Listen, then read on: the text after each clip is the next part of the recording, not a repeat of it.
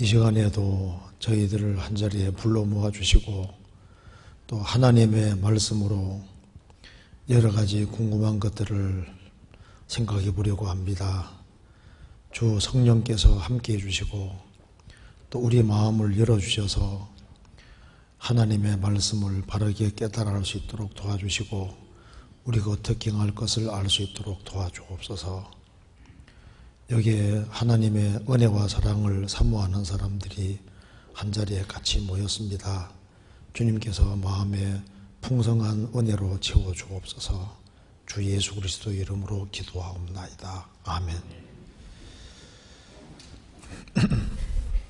먼저 성경 시편 49편 찾으시겠습니다.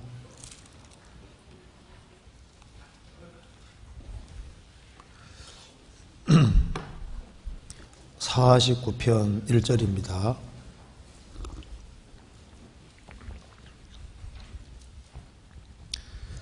제가 읽겠습니다. 만민들아 이를 들어라. 세상의 거민들아 귀를 기울이라. 귀천 빈부를 물러나고 다 들을지어다. 내 입은 지혜를 말하겠고 내 마음은 명철을 묵상하리로다. 내가 비유에 내 귀를 기울이고 수금으로 나의 오묘한 말을 풀리로다. 죄악이 나를 따라 애우는 환난의 날에 내가 어찌 두려워하랴. 자기의 재물을 의지하고 풍부함으로 자긍하는 자는 아무도 결코 그 형제를 구속하지 못하며 저를 위하여 하나님께 속전을 바치지도 못할 것은 저희 생명의 구속이 너무 귀하며 영영이 못할 것임이라. 저로 영존하여 썩음을 보지 않게 못하리니 저가 보리로다. 지혜 있는 자도 죽고 우준하고 무지한 자도 같이 망하고 저희의 재물을 타인에게 끼치는도다. 저희의 속생각에 그 집이 영영이 있고 그 거처가 대대에 미치려 하여 그 전지를 자기 이름으로 칭하도다. 사람은 종기 하나 장구치 못하며 멸망하는 짐승 같도다. 저희의 이 행위는 저희의 우매함이나 후세 사람은 오히려 저희 말을 칭찬하리로다. 거기까지입니다. 오늘 질문이 까다롭다면 아주 까다로운 질문이고 쉽다면 또 아주 쉬운 질문입니다. 그래서 이제 그 질문을 한번 제가 한번 읽어보겠습니다. 먼저 1번 질문부터 한번 제가 읽어보겠습니다. 자, 왜 하나님은 그리스도인들에게 물질적인 축복을 주지 않을까요?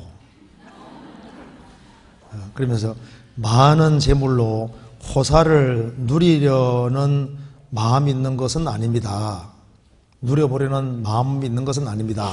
다만 전도를 하는데도 물질이 들고 교회 생활을 더 잘 해보고자 마음 먹더라도 물질로 인해 제약을 받는 것이 현실입니다.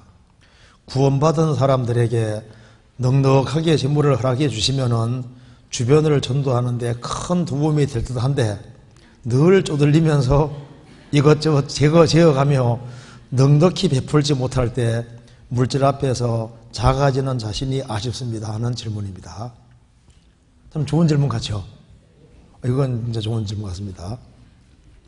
이제 한번 생각을 해봅시다. 먼저 왜 하나님은 그리스도인들에게 물질적인 축복을 주지 않을까요? 하는 질문입니다. 이 말이 꼭 맞는 건 아니죠. 물질적인 축복을 주는 사람도 있잖아요. 그렇죠? 사람에 따라서 물질적인 축복을 주는 사람도 있고 또 그렇지 않은 사람도 있습니다. 다 안 주는 건 아니다 그 말입니다. 그러니까 여기에 왜 하나님은 그리스도인들에게 물질적인 축복을 주지 않을까요?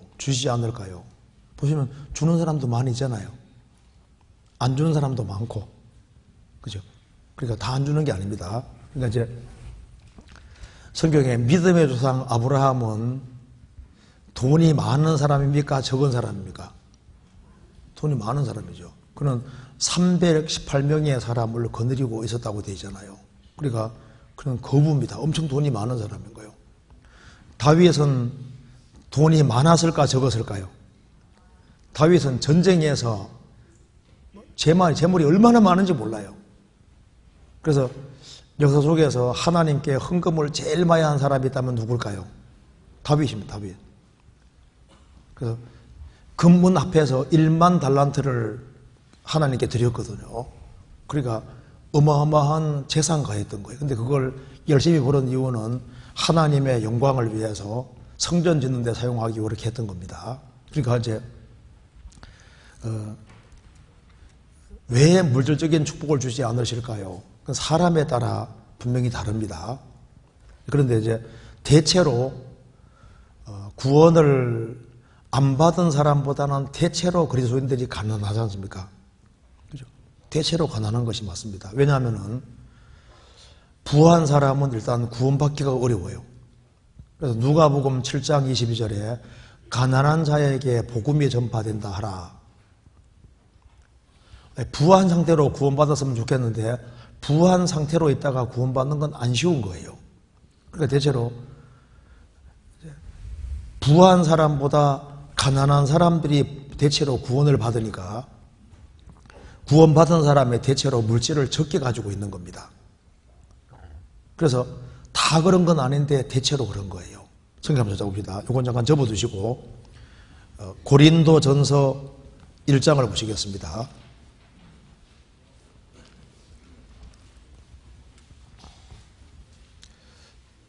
1장 26절 봅시다.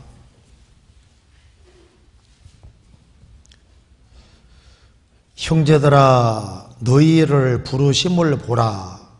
주변에 어떤 사람이 구원받았는가 보라 그 말입니다. 육체를 따라 지혜 있는 자가 많지 아니하며, 많지 않단 말은 있다는 얘기죠. 지혜 있는 자가 있지만은 많지 않다. 능한 자가 많지 아니하며, 재산이 많고 세상에서 아주 능력을 크게 행사할 수 있는 사람들이 많지 않다고 말입니다. 그리고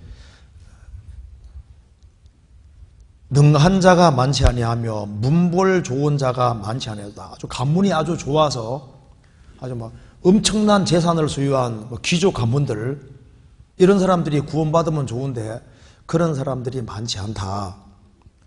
27절 그러나 하나님께서 세상에 미련한 것들을 택하사 지혜 있는 자들을 부끄럽게 하려 하시고 세상에 약한 것들을 택하사 강한 것들을 부끄럽게 하려 하시며 하나님께서 세상에 천한 것들과 멸시받는 것들과 없는 것들을 택하사 있는 것들을 폐하려 하시나니 이는 아무 육체라도 하나님 앞에서 자랑하지 못하게 하려 하심이니라. 그래서 구원받은 사람 보면 대체적으로 27절에 말한 대로 어떤 사람들이 대체로 구원받냐 하면은 미련한 것들이 구원받는 거예요.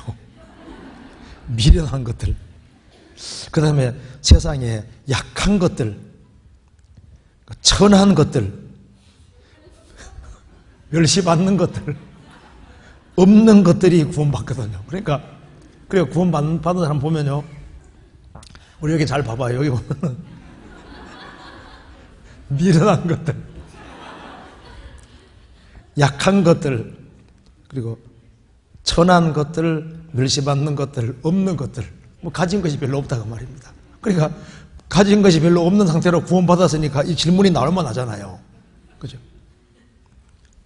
그래서 가난한 자에게 복음이 전파된다라, 그 말이 정말 맞습니다.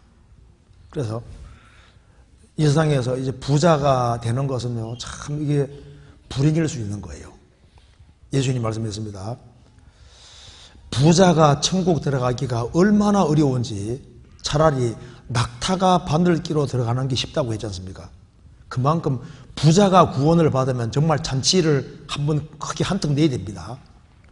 부자가 구원받는 경우는 극히 드문 거예요. 성경 마태복음 19장 찾아봅시다.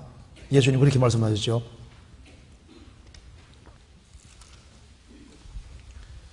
19장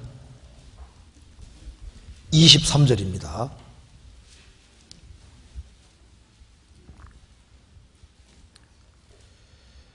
예수께서 제자들에게 이르시되 내가 진실로 너희에게로 오니 부자는 천국에 들어가기가 어려우니라.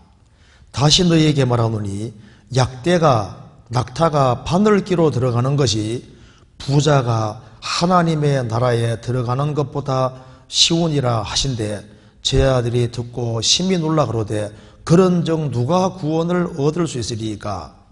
예수께서 저희를 보시며 가라사대 사람으로서는 할 수 없으되 하나님으로서는 다 할 수 있느니라. 예수님 제자들이 충격을 받았습니다. 부자는 천국에 들어가기가 어려운데 얼마나 어렵냐 하면은 낙타가 바늘기로 들어가는 것이 더 쉬울 것이다. 그러니까 제자들이 너무 충격받아서 그냥 놀란 게 아니죠. 심히 놀라 말하기를 그런즉 누가 구원을 얻을 수 있습니까? 사람으로서는 할 수 없으되 하나님으로는 다 할 수 있느니라. 근데 부자 중에도 심령이 가난한 사람이 있습니다. 예외적으로. 그런 사람들은 구원받을 수 있지 않습니까? 대체로 부자는 구원받기가 어려워요. 그래서 우리가 전도 다니다 보면은 필리핀 가서 전도하잖아요. 참 구원 잘 받잖아요. 그러니까 가난한 나라에 전도 가면 전도 잘 맞는데 제가 한번 싱가포르 가서 집회하면서 정말 놀래버렸습니다. 싱가포르는 한국보다 소득이 더 높거든요. 그러니까 마음이 부자니까 와 전도하는 게 얼마나 어려운지. 그래서 부유한 나라일수록 훨씬 구원받기가 어렵습니다. 부자는 천국에서 어려워요. 그래서 주께서 인생으로 고생하며 근심하게 하심이 본심이 아니시로다. 인생에게 고생이 있고 슬픔이 있고 애통하는 것이 있는 것이 이게 정말 복인 거예요. 그래서 부자라고 있다가 구원받은 경우 있지 않습니까? 그 부한 것이 있으면요, 그 크게 활용될 수 있습니다. 진재를 돌보는 백작입니다. 모라비안 교도들이 이제 그 보헤미아의 후스라는 사람 통해서 전도가 돼서 많은 사람들이 구원받게 되는데 박해가 있어서 이제 그 사람들이 있지 않습니까? 진덴돌프 백작에 있는 그쪽 영지로 들어와서 진덴돌프 백작이 그 사람들을 영접해가지고 그 모라비안 교도들이 세계적으로 복음 전했는데 그때 진덴돌프 백작은 구원을 받은 사람입니다. 구원받았기 때문에 자기가 가지고 있는 그 많은 재산을 전부 다 선교하는 데 다 드린 거예요. 그러니까 부자라고 있다가 확실하게 구원받아서 제정신으로 딱 돼 있는 사람 같은 경우는요, 정말 엄청난 영향력을 크게 발휘할 수 있는 거예요. 그런데 그렇게 해서 구원받는 경우는 극히 드문 경우이기 때문에 대체로 가난한 사람이 가난한 형태로 이제 받으니까 이제 쪼달리는 것이 있다고 말입니다. 그리고 또 하나 알아야 될 것이 뭐냐면은 구원을 받았다고 해서 환경이 금방 바꿔지는 게 아니에요. 내가 이제 담배를 많이 피우다가 구원받았다. 그러면 구원받았다고 해서 그냥 문제 해결되는 게 아니라 담배 끊느라고 고생을 하잖아요. 그렇죠? 술 많이 먹다가 구원받았다. 술 끊느라 고생하거든요. 빚을 많이 지고 구원받았다. 그럼 빚 갚느라 고생 엄청 하잖아요. 구원받기 전에 술, 담배 안 한 사람은 술, 담배 끊을 걱정이 없다고요. 그리고 구원받기 전에도 성실하게 살다가 가정적으로 굉장히 안정이 되어 있는 상태에서 구원받았다. 그러면 구원받고 난 다음에도 고생을 덜 하거든. 구원받기 전에 허랑방탕하게 살다가 경적으로 쪼달린 상태로 구원받았다. 그럼 그게 구원받아서 금방 해결되는 게 아니잖아요. 구원받은 것만 공짜지 나머지는 공짜가 아니다 그 말입니다. 십자가 옆에 죽어가던 강도가 십자가 위에서 구원을 받았습니다. 구원받았지만은 그는 행악자로 있다가 못이 바뀌었기 때문에 십자가에 죽는 고통을 피할 수 없었고, 그리고 십자가에서 안 죽고 있었기 때문에 6월절 날 되면은 이제 안식일 날이 그 다음 토요일 날이 되기 때문에요, 죽기 전에 끄집어 내려서 뼈를 부러뜨려 죽였잖아요. 그러니까 구원은 받았지만은 뼈가 꺾이는 고통은 감수해서야 되는 겁니다. 그렇잖아요. 그러니까 이제 구원받을 때 대체로 가난한 상태로, 대체로 불신자들보다는 상당히 좀 이렇게 상황이 안 좋은 상태로 이제 구원을 받는 일이 있는 겁니다. 그래서 성경은 재물에 대해서 굉장히 많은 경고를 하고 있는데 사람들의 마음을 붙잡고 있는 것이 재물인 거예요. 재물이 왕입니다. 시편 49편 봅시다. 여기 이제 시편 기자가 재물에 대해서 이렇게 얘기를 했습니다.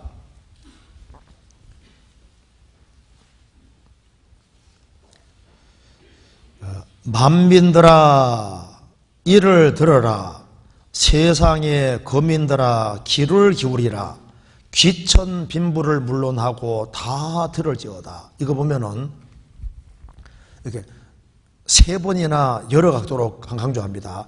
만민들아, 지구상의 모든 민족들아 이를 들어라. 지금부터 하는 얘기를 들어라. 세상의 거민들아 귀를 기울이라. 귀천 빈부를 물론하고 다 들을지어다. 귀한 사람, 천한 사람, 가난한 사람, 부한 사람 물론하고 지금부터 하는 얘기는 다 들어봐라. 그러면서 시편 기자가 말합니다. 5절에 죄악이 나를 따라 애워싸는 환난 날에 내가 어찌 두려워하랴. 나는 환난이 두렵지 않다고 했습니다. 왜냐하면 15절을 깨달았기 때문입니다. 같이 읽어봅시다. 15절 같이 읽겠습니다. 하나님은 나를 영접하시리니 이러므로 내 영혼을 음부에서 구속하시리로다. 시편 기자가 뭘 알았냐면은 인생에서 제일 중요한 것이 하나님인 걸 아는 거예요. 시편 기자는 하나님의 존재를 알고 내 영혼을, 사람은 육체뿐이 아니라 영혼이 있다는 것도 알고 음부의 권세, 지옥이 있다는 것도 압니다. 그리고 이 사람은 지옥의 권세에서 구속, 건짐받는 도리도 깨닫고 있는 사람인 거예요. 그리고 이제 지옥에서 건짐받는 도리를 깨달았기 때문에 죽음 건너가면 하나님은 나를 영접한다. 그걸 깨우친 사람인 겁니다. 그런데 왜 사람들이 이 복된 진리 15절을 못 깨닫냐 그 말입니다. 여기 20절에 존귀에 처하나 깨닫지 못하는 사람은 멸망하는 짐승과도다. 사람은 존귀하지만은 깨닫지 못하는 사람, 뭘 깨닫지 못하는 사람이냐면 15절을 못 깨닫는 사람입니다. 15절을 못 깨닫는 사람은 멸망하는 짐승 같다. 그러니까 하나님의 존재를 모르는 사람은 멸망하는 짐승과 같다 그 말입니다. 영혼이 있는 줄 모르는 사람은 멸망하는 짐승과 같다는 겁니다. 그리고 내세가 있고 천국과 지옥이 있고 음부가 있다는 걸 모르는 사람도 멸망하는 짐승 같고, 그리고 음부의 권세에서 건짐받는 도리를 못 깨달은 사람도 멸망하는 짐승 같아. 사람이 짐승같이 되려면 간단합니다. 하나님과 영혼에 대한 생각을 싹 빼버리면 짐승과 똑같아져 버리는 거예요. 그래서 시편기자가 왜 사람은 존귀한데 이 15절을 못 깨달을까 보니까 재물이더라고 말이에요. 재물. 그래서 시편기자가 이 재물이 영향력을 크게 미치는 것처럼 보이지만은 재물이 한계가 있다는 것을 설명해 주고 있는 겁니다. 자, 재물이 할 수 없는 것이 뭔지를 예를 들고 있는데 한번 봅시다. 6절 보시겠습니다. 자기의 재물을 의지하고 풍부함으로 자긍하는 자는 하나님을 의지 않고 재물을 더 기대고 재산이 많은 것으로 자부심 느끼고 자랑하는 사람이잖아요. 그런 사람들은 이 지혜를 모른다는 겁니다. 7절. 첫째, 아무도 결코 그 형제를 구속하지 못하며 저를 위하여 하나님께 속전을 바치지도 못할 것은 저희 생명의 구속이 너무 귀하며 영영이 못할 것임이라. 자, 재산이 돈이 못하는 첫 번째가 한 사람 영혼을 구원 못 시킨다 그 말입니다. 그 사람의 죄를 속하기 위한 속전으로 지구상의 재물을 다 하나님께 바쳐도 생명의 구속, 생명의 구원, 생명의 값은 너무너무 귀하기 때문에 돈 가지고 안 된다. 그래서 세상에는 돈 많으면 대접받지만은 지구상의 돈을 다 하나님께 바쳐도 한 사람 영혼은 천국 못 보낸다 그 말입니다. 영혼의 값은 이 지구상에 돈 가지고는 안 되는 겁니다. 그래서 예수님이 피로서 값을 지불하신, 예수님 피값으로 지불하신 속전, 그것을 제외하고는 영혼 구원이 안 되는, 그러니까 돈 가지고 다 되는데, 요즘 봐요, 남자를 여자로 바꾸기도 하지 않습니까? 별걸 다 해도 영혼은 천국 못 보내는 거예요. 돈이 못하는 첫 번째가 사람 천국 보내는 거 못한다 그 말입니다. 그 다음에 그 뒤에 9절에 저로 영존하여 썩음을 보지 않게 못하리니, 두 번째 못하는 것이 뭐냐면 죽는 걸 못 막는다 그 말입니다. 재물이 아무리 많아도 저로 이 세상에서 영원히 계속 존재하도록 할 수 있느냐? 그 사람이 썩는 것을 막을 수 있느냐? 죽는 것을 막을 수가 없는 거예요. 그러니까 재산이 많으면은 수술을 받아서 생명을 조금 연장은 시킬지라도 죽는 것은 못 막는다 그 말입니다. 그렇죠? 그래서 돈이 할 수 없는 첫 번째가 천국도 못 보내고, 또 한 가지는 사람 죽는 것을 막을 수가 없는 거예요. 그러니까 결국은 다 죽음 건너가잖아요. 그 다음에 세 번째로 10절에 저가 보리로다 지혜 있는 자도 죽고 우준하고 무지한 자도 같이 망하고 저희의 재물을 타인에게 끼치는도다. 실컷 벌어놓으면 딱 죽음 건너가는 순간에 다른 사람이 차지하잖아요. 그러니까 죽음 건너갈 때는 다 두고 실컷 벌어놔도 결국에는 남의 것이 되는 거예요. 맞죠? 어느 사람 부자들 보세요. 돈 못 씁니다. 쌓아놓기만 쌓아놨지 쓸 수 있어요? 결국은 죽으면 딱 두고 가잖아요. 결국은 남의 것이 된다 그 말입니다. 그런데 그 뒤에 11절 저희의 속생각에 그 집이 영령이 있고 그 거처가 대대에 미치리라 하여 그 전지를 자기 이름으로 칭하도다. 그 사람은 속생각에 자기 집이 영령이 있고 자기가 사는 곳이 대대에 미치리라 하여, 자기가 지구상에서 계속 산다고 착각해서 이 밭은 내 것이다, 이 땅은 내 것이다 하고 자기 이름으로 칭한다 그 말입니다. 이건 내 집이다, 이건 내 땅이다, 내 거다 하는데, 정말 내 것이 되려면 지구상에서 오래오래 대대로 살아야 되는데 내 거라고도 칭했는데 잠시 후에 죽어버리잖아요. 그러니까 성경에서 말씀했습니다. 네게 어디 있나, 네 것이. 정말 너의 것이 되려면 너가 계속 살아야 너 것인데, 대대로 사는 것이 아니라 한 세대가 지나가면 다른 세대가 오고 죽음 건너가니까 너가 이건 내 것이라고 칭할 것이 있냐 그 말입니다. 사람은 존귀하나 장구치 못하며 멸망하는 점성 같도다. 사람은 존귀하지만 지구상에 오래오래 살지 않고 결국은 빨리 죽어야 되는데, 그러니까 내 것이라고 하는 칭하는 이 사람들이 이게 정말 어리석은 것인데, 세상 사람들은 또 그 말을 칭찬해 준다 그 말입니다. 그 뒤에 13절 저희의 이 행위는 저희의 우매함이나 후세 사람은 저희 말을 칭찬하리로다. 이건 내 것이다, 내 것이다, 이게 어리석은 것인데 후세 사람은 오히려 저희 말을 칭찬하리로다. 16절 보시겠습니다. 사람이 치부하여 그 집 영광이 더할 때 너는 두려워 말지어다. 사람이 막 돈을 많이 벌어서 그 집 영광이 더할 때 저렇게 잘 돼갈 수 있을까 하고 심각하게 생각하지 마라 그 말입니다. 저가 죽음에 가져가는 것이 없고 그 영광이 저를 따라 내려가지 못함이로다. 죽음 건너갈 때 재물을 가져가는 게 아니다 그 말입니다. 저가 비록 생시에 자기를 축하하며 스스로 좋게 함으로 사람들에게 칭찬을 받을지라도 그 역대의 열조에게로 돌아가리니 영영이 빛을 보지 못하리로다. 살아있을 때는 재산이 많으니까 사람들이 막 축하도 해주고 사람에게 속거리 비행기도 태움 당하고 하지만은 역대일조에게로 돌아가니 죽음 건너가면은 영영이 빛을 보지 못한다. 지옥 떨어질 거다 그 말입니다. 그러니까 14절에 양과 저희를 음부에 두기로 작정되었다. 그러니까 시편 기자가 말했습니다.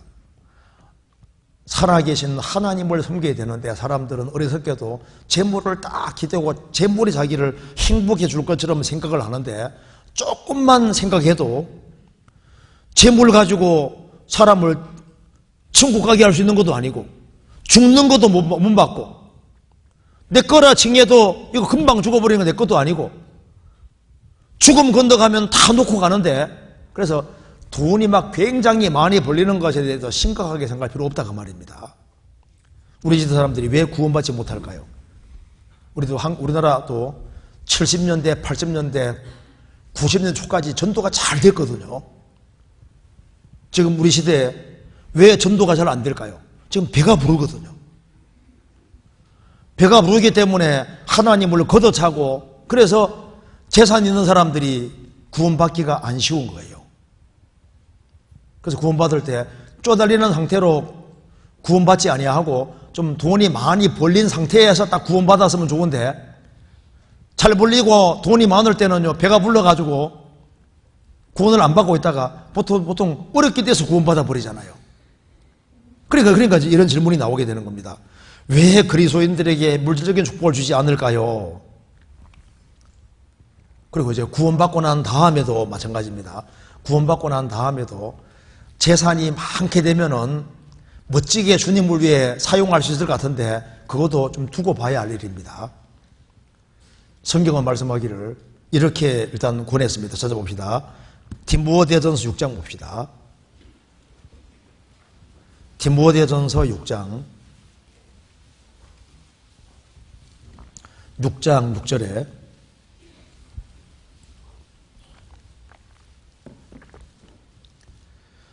그러나 지족하는 마음이 있으면 경건이 큰 이익이 되느니라.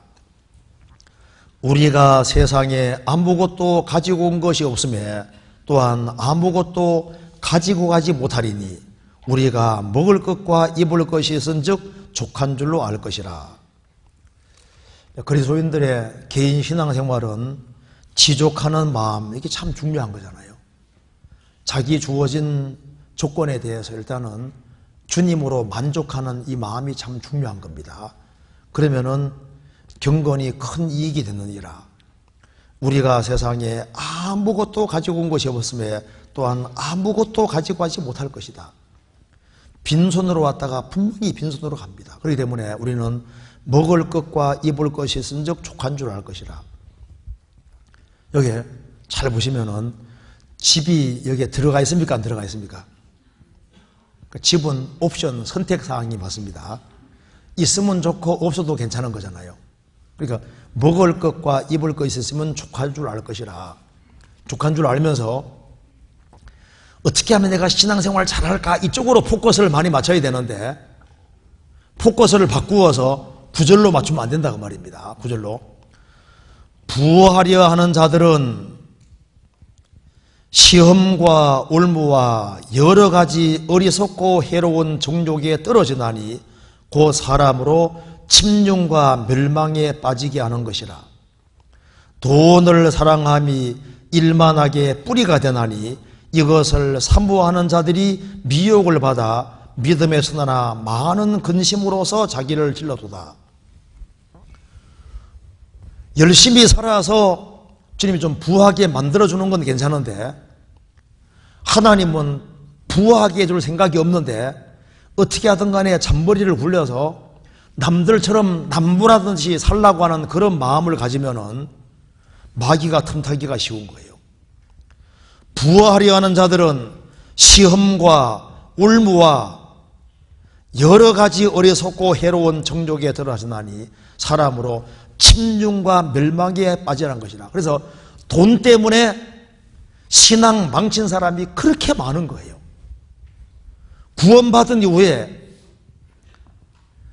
신앙생활을 멋지게 잘할 수 있는 사람이 먹을 것과 입을 것이 있었으면 정말 족한 줄 알고 근실하게 성실하게 신앙생활을 잘하고 주님께 잘 보이려고 하는 그런 마음 가지고 살면은 주님이 물질적으로 도와줄 텐데, 그거보다 남들처럼 살아야 되겠다는 그런 마음을 가지고 남들처럼 아주 큰 집에서 좋은 집에서 좀 더 안락하게 살라는 그런 마음을 가지고 이러다 보면 마귀가 딱 보고 있잖아요.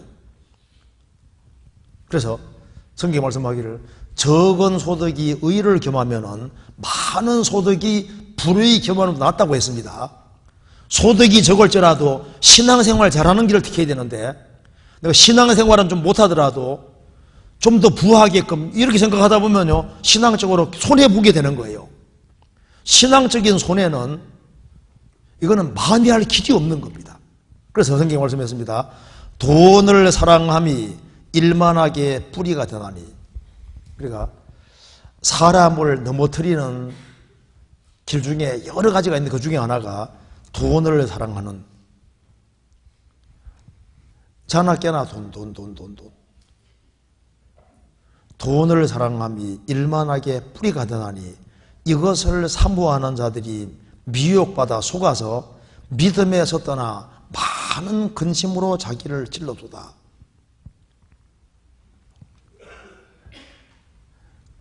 자, 그래서 일단은 내 개인적으로는 구원을 받았을 때 나는 먹을 것이 있고 입을 것이 있다, 이렇게 하면 일단은 마음속에는 지족한 마음을 갖고, 그리고 내가 어떻게 하면은 신앙생활 멋지게 할까 하는 그런 자세를 가지고 사는 것이 분명히 필요한 겁니다. 잠언 23장 봅시다. 잠언 23장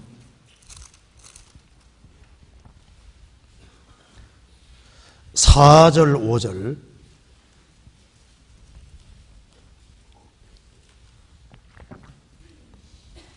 같이 읽어보겠습니다.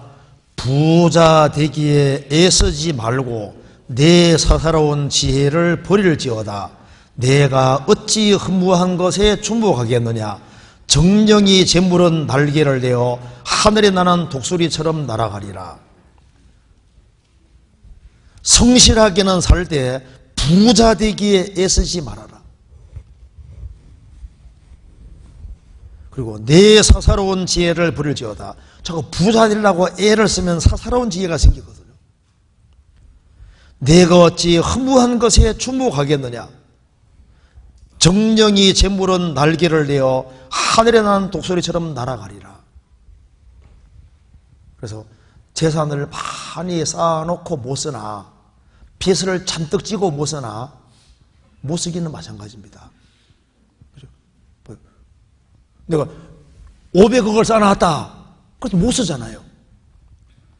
빚이 500억이 있다. 그런데 어쨌든 먹고는 살잖아요. 약간 차이밖에 없습니다. 그러니까 지금 사람들이 자꾸 생각을 잘못하고 있습니다. 내가 큰 집에 사나 작은 집에 사나 잠들면 똑같아요. 그렇죠? 보면 재산이 많아도 그거 쓰지를 못하더라니까요. 잔뜩 쌓아놓은 그 짐이 그거밖에 눈에 보는 거에 뭐 좋은 것도 별로 없거든요. 그리고 재물은 한순간에 날아가는 게 맞습니다. 재물 날아가는 것은요, 순식간인 거예요. 이게 내가 어찌 허무한 것에 주목하겠느냐. 정령이 재물은 날개를 내어 하늘에 나는 독수리처럼 날아가리라. 돈은 한꺼번에 샥 날아가는 일이 얼마든지 생깁니다. 그래서 재물에 기대지 마라. 그래서 재물이 늘어도 너무 좋아하지도 말고, 재물이 없다고 해서 너무 실망도 하지 말고, 우리는 항상 나는 주님을 의지하는 사람이다. 그걸 일단 먼저 확고하게 해야 됩니다. 시편 62편 봅시다. 62편 10절입니다.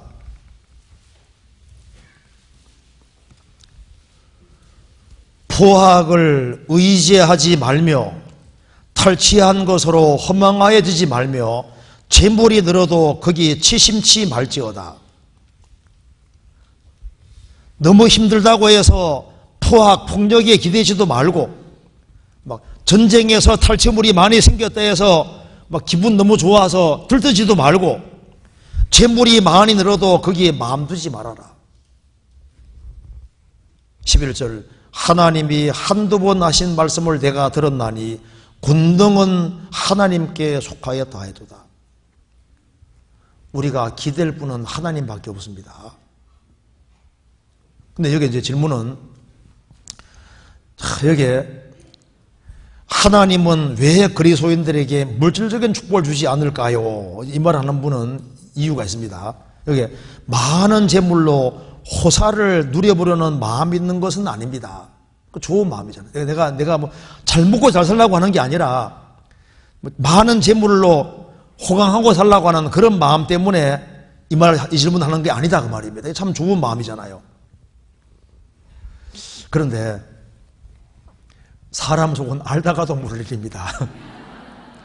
호사를 누려보려는 마음이 있는 건 아닌데 돈이 많이 벌리면 나도 조금 더 편안하게 살면서 아마 그 마음이 있을 거예요.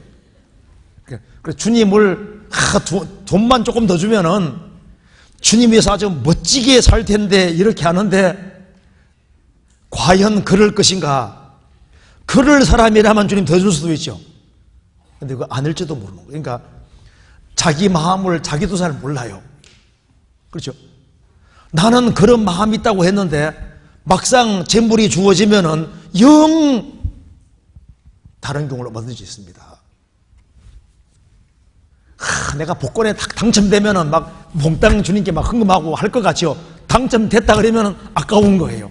이게 반도 아까운데 그런 식으로. 그렇잖아요. 그러니까 사람 속을 모를 일이라니까요. 그래서 여기 이제 다만 전도를 하려는 데에도 물질이 들고, 우리 전도할 때도 물질이 들지 않습니까? 물질이 있으면 효과적으로 전도할 수 있잖아요. 그리고 교회 생활을 더 잘해보고자 마음 먹더라도 물질로 인해 제약을 받는 게 현실입니다. 그래서 막 물질만 좀 있으면 어려운 사람 막 도와주고 밥도 마음도 사주고 해가지고 이렇게 뭐 멋지게 한번 주님의 살아볼 수 있을 것 같은데 이게 얼마나 좋은 마음이에요. 이제 이거 정말 좋은 마음으로 했습니다. 그래서 이제 구원받은 사람에게 넉넉하게 물질을 허락해 주시면은 주변을 전도하는데 큰 도움이 될 듯 한데 그럴 것 같죠. 근데 주님이 안 주시는 이유가 어떤 사람은 게을러서 안 주는 경우도 있고 오히려 그 사람 신앙 망칠까봐 안 줄 수도 있고 어떤 사람은 주님이 일부러 가난하도록 내버려 두는 수도 있습니다. 주님 더 의지하기 하기 위해서.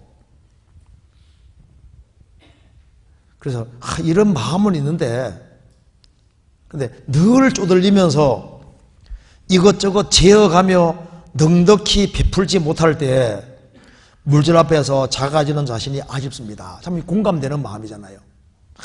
정말. 그런데 이걸 탈피하는 방법이 있습니다.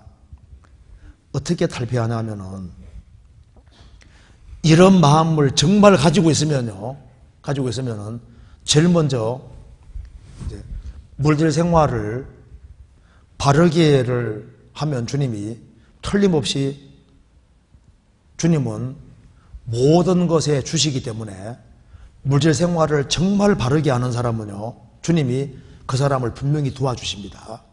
왜? 성경에서 물질 자체를 중요하게 얘기를 하고 있거든요. 성경 한번 찾아봅시다. 여기 전도서 한번 찾아봅시다. 전도서 10장 19절을 보시겠습니다.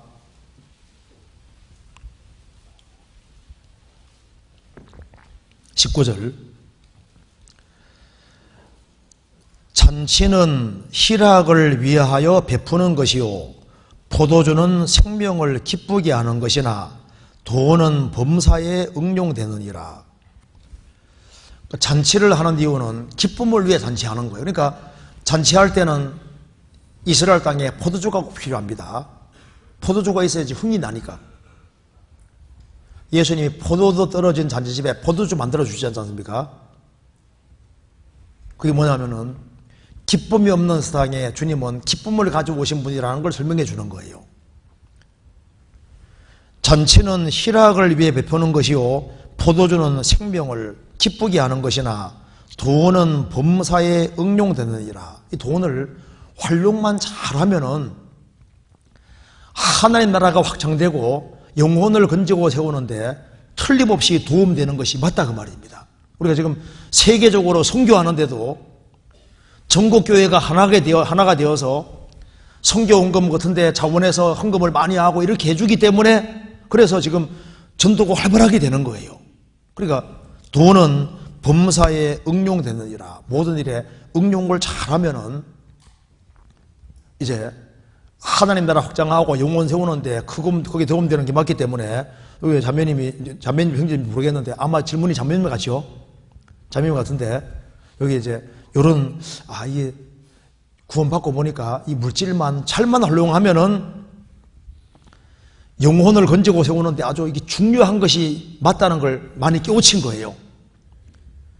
그래서 내가 물질만 조금만 더 있으면은 요거 응용을 하면은 하나님 앞에 정말 큰 일을 많이 했을 텐데 이런 생각을 하고 있는 거다 그 말입니다. 그래서 이게 응용을 잘해야 되는, 돈은 범사에 응용 잘 되는데 그럼 이제 물질이 내게 있어야 될 거 아니에요. 어떻게 하면은 물질 생활을 바르게 할 수 있을까? 신앙생활은 개인 생활, 직장 생활, 가정 생활, 교회 생활, 전도 생활로 구성되어 있는데 물질 생활이 이게 참 중요한 문제지 않습니까? 그래서 물질 생활을 이게 참 중요한데 먼저는 구원받고 난 이후에 11조 생활을 하는 것이 필요합니다. 왜냐하면 11조라는 것은 뭐냐면 소득의 11조를 드리는 주님께 드리는 이유가 뭐냐면 전체가 하나님 것이라는 것을 인정하는 표로 10분의 1을 드리는 거지 않습니까? 그러니까 11조 생활을 한다는 것은 뭐냐면은 전체가 하나님이라는 것을 나는 인정하고 10분의 1을 주님께 드리고 그러면 10분의 9도 하나님 것이라고 인정하는 거예요. 그래서 먼저 하나님께 물질을 드리는 것 자체를 배우는 그 사람에게 주님께서 그건 이제 시작이니까 그렇게 하면은요 이제 신앙생활에서 일단 물질 생활의 이제 첫 번째가 바로 그겁니다. 어떤 목사님이 한 500명 정도 이제 교인이 있는데 어떤 사람 물었습니다. 이 교회는 11조 생활을 얼마나 합니까? 물으니까 여기는 우리 교회는 500명 다 합니다. 왜 그래요? 그런 교회도 있어요. 절반은 교회에다가 하고 절반은 주님이 직접 거둬가십니다. 그러니까 뭐 해도 거둬가고 안 해도 거둬가시는 거니까 11조 생활을 안 하면 주님이 딱 모아가지고 갑자기 무슨 일이 생기가 다 이제 가져가잖아요. 그러니까 11조 생활을 하나 안 하나 안 하는 게 훨씬 손해를 보게 되어 있습니다. 결국은 주님 거둬가시니까 무슨 말이 되세요? 그리고 이제 물질 생활을 하는 데 있어서 여기에 좀 쪼달리지 않게끔 됐으면 좋겠다 방법이 있어요. 그게 바로 뭐냐면 성경에서 봅시다. 고린도후서 9장 보시겠습니다. 방법이 있는데 고린도후서 9장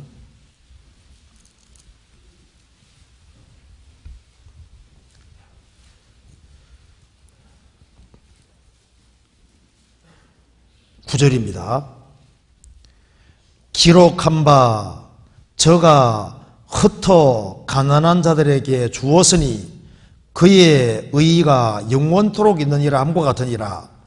심는 자에게 씨와 먹을 양식을 주시는 이가 너희 심을 것을 주사 풍성하게 하시고 너희 의의 열매를 더하게 하시리니. 여기에 씨를 심는 자에게는 씨와 먹을 양식을 주시는 하나님이십니다. 농사 지을 때 봄에 씨를 탁 심으면은 심는 자에게는 조금 시간 지나가면은 씨도 주시고 열매도 주시죠. 자, 씨를 심었는데 가을에 거둘 때는 많이 거두잖아요. 그것처럼 물질이 시기 때문에 씨앗은 땅에 심지만은 물질은 어디에 심는 겁니까? 주님 역사가 이루어지는 곳에 영혼을 건지고 세우는 그쪽에다가 물질을 쓰면은 여기 말씀하시기를 심는 자에게는 씨와 먹을 양식을 주려니가 너희 심을 것을 주사 어떻게 해요? 풍성하게 하시고 너희 의의 열매를 더하게 하시리니. 그래서 저가 흩어 가난한 자들에게 주었으니 물질적으로 풍요를 실제로 경험하려면은 흩어서 가난한 자들, 불쌍한 자들에게 나눠주고 이걸 내게 있는 만큼이지 않습니까? 활용을 자꾸 이렇게 하면요, 주님께서 더 넘치도록 이렇게 채워주시는 것이 맞는 거예요. 성경 잠언 11장 보시겠습니다. 11장 24절.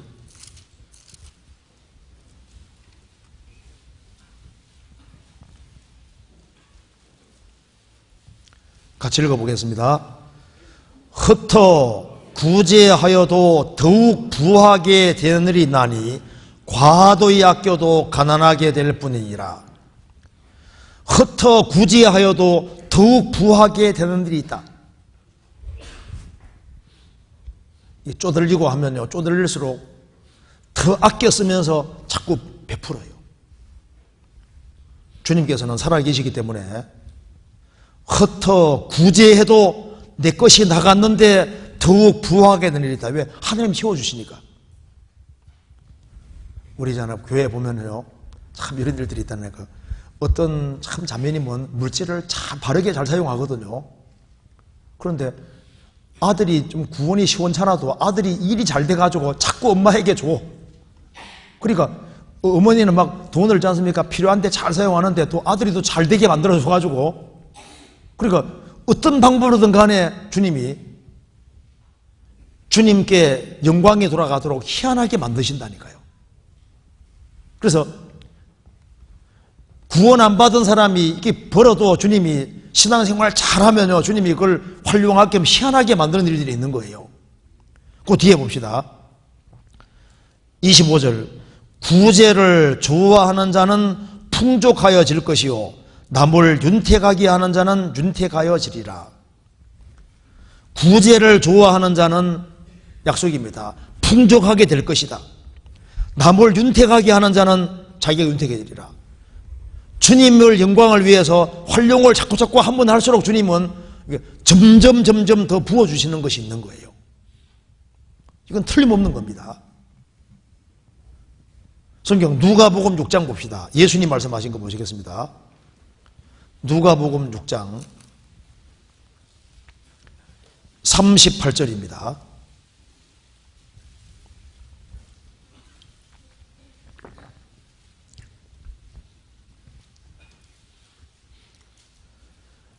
주라, 그리하면 너희에게 줄 것이니 곧 후히 되어 누르고 흔들어 넘치도록 하여 너희에게 안겨주리라. 너희의 헤아리는 그 헤아림으로 너희도 헤아림을 도로 받을 것이니라. 주라, 그리면 너희에게 줄 것이니, 주라 그러면은, 주면은 후히 되어 누르고 흔들어서 넘치도록 하여 너희에게 안겨주리라. 그러니까 쪼달리고 어려우면은 더 과감하게 주님의 영광을 위해서 이걸 활용하면요, 그건 모험이거든. 신앙도 모험인 겁니다. 믿고 해보면은 희한하게도 이 말이 맞는 거예요. 후히 되어 누르고 흔들어 넘치도록 안겨주리라. 이 말이 맞는 얘기거든요. 사르밧 과부가 엘리야가 왔을 때 이제 기근이 너무너무 심해서 기름병에 기름 조금 있고 통에 가루 조금 있어서 마지막 요리에 먹으면 죽을 판인데 작은 떡 하나를 먼저 내게 바치라 했지 않습니까? 그리하면 기근 끝날 때까지 통에 가루가 계속 나오고 기름병에 기름 계속 나올 것이다. 그대로 하니까 가장 가난한 과부가 먼저 그렇게 하니까 지금 끝날 때까지 주님이 기근도 피하게 만들어 주시고 성경에도 기록해 주시고 그 이름을 영광스럽게 했습니다. 한 소년이 보르륵 5개, 물고기 2마리, 그걸 자기가 먹어야 되는데 예수님에게 드리니까 그걸 활용해 주님이 5,000명을 먹이셨잖아요. 그죠? 내가 먹을 것을 내가 먹지 않고 주님께 먼저 드리면요, 주님은 그건 활용해서 큰 일을 하실 줄 아시는 거예요. 그 성경에 말씀했습니다. 내 식물을 물 위에 던지라. 여러 날 후에 도로 찾으리라. 너의 음식물을 물 위에, 말씀 위에, 복음 전해지는 곳에, 성령 역사하는 곳에 던지라. 여러 날 후에 도로 찾으리라. 도로 찾되 크게 찾게 됩니다. 씨를 뿌리는 데 단을 거두는 거예요. 크게. 그래서 우리가 봤을 때 이게 참 이게 참 좋은 질문이지 않습니까? 내가 물질만 좀 제대로 있으면 이걸 활용해서 얼마나 현줄 수 있는 것 같은데 아주 이제 아주 이렇게 지금 아주 이렇게 아주 아슬아슬하게 살고 있다고 말입니다. 아슬아슬하게 살면요, 넉넉한 마음 가지고 과감하게 영혼 쪽으로 이렇게 자꾸 써요. 그럼 주님께서 딱 보시고, 하나님은 하나님이시기 때문에 우리 머리들까지 다 세신 바 되십니다. 그래서 그렇게 하면은 주님께서 보시고 정확히 나중에 보세요. 나중에 오면 다 채워주십니다. 우리 옛날에 이제 서울 교회당 지을 때도 헌금 한 사람 있지 않습니까? 주님 다 살게 도와주시잖아요. 그래서 헌금을 해보는 사람은 하나님이 도와주는 걸 경험하기 때문에 헌금하는 걸 안 무서워하거든요. 왜? 내 것이 나간다고 생각하는데 복 받는 길인데 그걸 모르는 거예요. 주님이 뺏어가려고 하라는 게 아닙니다. 네가 움켜잡지 말고 구원받은 사람이 먼저 밥 사주고 먼저 희생하고 수고하는 모습 보이고 이렇게 하면요, 주님께서 딱 보시고 주님 계산은 정확한 거예요. 틀림없이 하나님이 더 쪼달리지 않도록 만들어줄 뿐 아니라, 야, 하나님이 정말 여러 가지 방법으로 도와주곤 하는 걸 알 수 있습니다. 그래서 잠언 37장에 말한 대로 현숙한 여인은 남편에게 잘하면서 열심히 벌었잖아요. 왜 열심히 벌었냐 하면은 불쌍한 사람들이 보여서 그런 겁니다. 우리가 세상에서 게을러서 가난한 경우도 있기 때문에 내가 조금 더 부지런하면은 돈을 모을 수 있습니다. 남편이 돈을 많이 벌어와도 아내가 게으르면은 돈 못 모아요. 그런데 남편 돈을 조금 벌어와도 아내가 아주 부지런하면요, 돈을 잘 모읍니다. 그렇지 않습니까? 게으르면요, 아무리 많이 벌어와도 소용없어요. 게으르면요, 돈 잘 못 모읍니다. 어떤 사람은 참 돈이, 남편이 조금 벌어오는데 아내가 알뜰살뜰 해보면요, 얼마나 잘 모아요. 그리고 이제 그걸 잘 모아서 활용을 잘 하면요, 주님께서 신기한 방법으로 인도해 주시는 것이 있습니다. 그리고 이제 물질이 많으면은 전도가 잘 될 것 같은데 꼭 그건 아니더라니까요. 우리가 이제 필리핀에서 전도하면서 알은 것이요. 한국에 있는 많은 일반 많은 교회들이 있지 않습니까? 필리핀 선교하면 거의 다 실패하거든요. 왜? 물질이 갈 때는 사람들이 모이는 것처럼 보여도 물질이 안 오면 다 떨어져 나가는 거예요. 우리 교회는 처음부터 물질로 전도한 게 아닙니다. 생명으로 전도해서 물질적인 지원해 주는 게 아니라 정말 생명을 전해서 사람이 한 사람 한 사람이 구원받으면은 구원받게끔 해서 진리 중심으로 해서 전하고 물질 중심으로 안 했습니다. 그래서 지금 교회가 많이 생겼잖아요. 물질을 무조건 퍼준다고 전도 잘 되는 게 아니고 오히려 망치는 길이 될 수 있습니다. 그래서 어려우면 어려운 상태로 항상 복음 중심으로 하고 이렇게 되는 거고, 물질을 막 왕창 주면 그 사람 전도자 같은데 꼭 그것도 아닌 거예요. 우리에게 주어진 분량 안에서 우리가 이제 하는 것이 필요할 것 같습니다.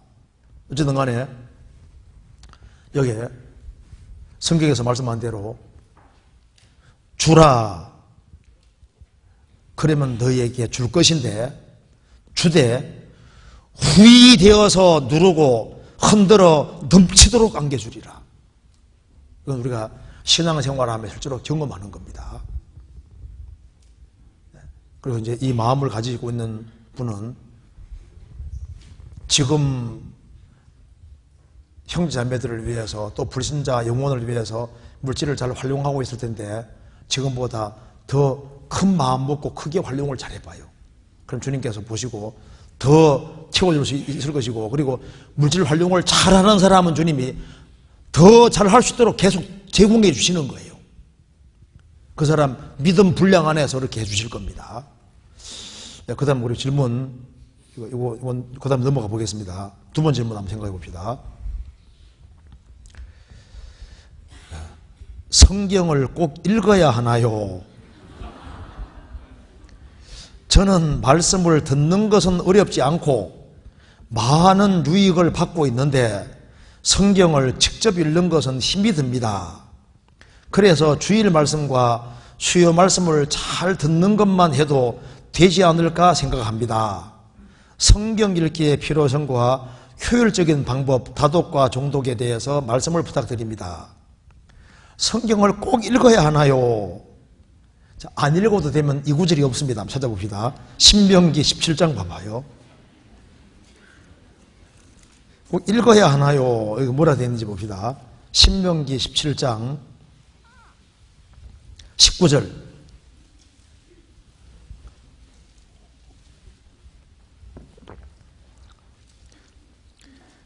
평생에 자기 옆에 두고 뭐라 했습니까? 읽어서 그 하나님 여호와 경외하기를 배우며 이 율법의 모든 말과 이 규례를 지켜 행할 것이라. 그리하면 그의 마음이 그 형제 위에 교만하지 아니하고 이 명령에서 떠나 좌로노로나 치우치지 아니하리니. 이게 보면은 평생에 자기 옆에 두고 읽어서 하나님이 성경을 히브리어로 헬라어로 성경이 되어 있다면 저 못 읽어서 할 수도 있는데 이게 히브리어 헬라어도 아니고 한글로 번역까지 딱 해가지고 인쇄까지 딱 해가지고 이렇게 편안하게 이렇게 만들어 놨는데 이거 꼭 읽어야 하나요? 하나님 뭐라 하실까요? 한마디로 말해서 읽어야 한다 이렇게 말하겠죠. 저는 말씀을 듣는 것은 어렵지 않고 가만히 있으면 되니까, 그리고 많은 유익을 받는데 들어도 유익을 받죠. 그런데 읽는 거하고 또 다릅니다. 잘 보세요. 예를 들어 봅시다. 이제 말씀 듣는 것만 좋아한다 합시다. 그러면요 시간 지나면 어떻게 되는 줄 아세요? 그 얘기가 그 얘기네. 그 얘기가 그 얘기고 오늘은 조금 더 설교가 낫고 뭐 어쩌고 저쩌고 나중에 시간 지나가면 감상으로 그럽니다. 그런데 자기가 이렇게 읽는 것이 힘이 듭니다. 힘이 드는 게 맞는 거예요. 힘이 드는데 이걸 꾸준히 읽어가면서 설교를 듣는 사람은 완전히 달라요. 듣는 것만 좋아하는 사람, 주일 말씀, 주일 말씀 듣는 것만 해도 되지 않느냐? 듣는 것만 해도 들으면요 시간 지나 봐요. 분명히 감상이 됩니다. 그리고 듣는데 깊이 안 새겨져요. 내가 이걸 읽으면서 듣고 읽으면서 들으면요 공감이 되면서 영혼의 감동이 되면서 성령의 도우심으로 팍 새겨진다니까요. 하늘에서 만나가 내려도 그걸 거두어 자기가 반드시 요리해야 되는 거거든요. 빠먹어야 되는 것처럼 자신이 들을 뿐 아니라 자기가 확인하고 줄도 그어가면서 그렇게 하는 것이 꼭 필요한 거예요. 아, 나는 소경이다. 그러면 이해가 되잖아요. 소경이니까 나는 눈에 안 보입니다. 그러니까 안 보니까 읽을 수 없잖아요. 눈도 있는데, 책도 옆에 있는데, 읽기 싫어도 읽어야 되는 겁니다. 평생에 자기 옆에 두고 읽어서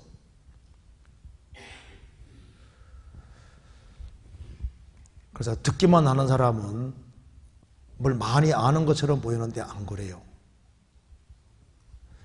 성경 말씀 들으면서 평상시에 몇 장씩이라도 계속 읽으면서 주일 말씀 듣는 사람하고 안 읽으며 듣는 사람하고 분명히 마음속에 와닿게 하는 것 자체가 다르게 돼 있어요. 그리고 이 말씀을 들으면서 영혼에 어떤 기쁨이 생기는 정도가 차이가 나게 돼 있습니다. 하나님은 하나님이시기 때문에 정말 어렵지만은 읽고 이해하려고 노력하고, 하나님이 왜 이만큼 주는지 적어도 이만큼은 열심히 읽고 알아야 된다고 이만큼 주신 거예요. 이건 선택사항이 아니고 이건 필수적인 거예요. 그렇게 하면은 성경 신앙생활 하는데 훨씬 힘이 있을 것이 맞을 겁니다. 그리고 이제 읽기의 필요성은 이건 말로 표현할 수 없는 겁니다. 이거는 성경 읽기가 얼마나 필요하냐, 그리고 효율적인 방법에 대해서 부탁드립니다, 이렇게 말했는데요. 여기에 이제 알아야 될 것이 있습니다. 성경 한번 찾아봅시다. 시편 138편 봅시다. 시편 138편. 먼저 우리가 뭘 알아야 되냐 하면은 시편 138편에 2절 보시겠습니다.